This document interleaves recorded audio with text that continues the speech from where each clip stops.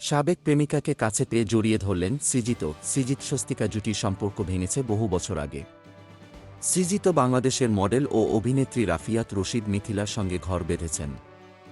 Success পার্টিতে সাবেক প্রেমিকাকে পেয়ে একে অপরকে জড়িয়ে ধরলেন। পরস্পরকে দেখে কয়েক সেকেন্ড থমকে যান সৃজিত স্বস্তিকা।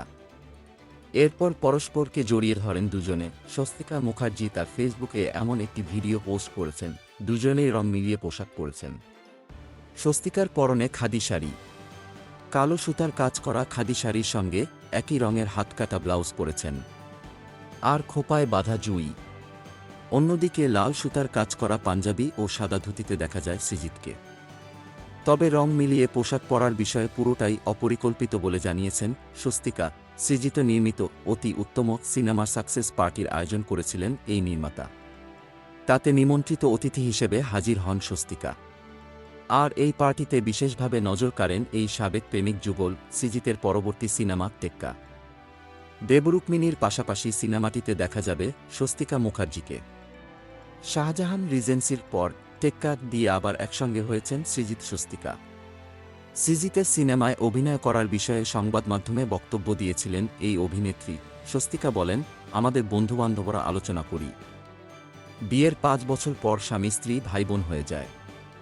সৃজিত আমার সাবেক ছিল ১০ বছর আগে।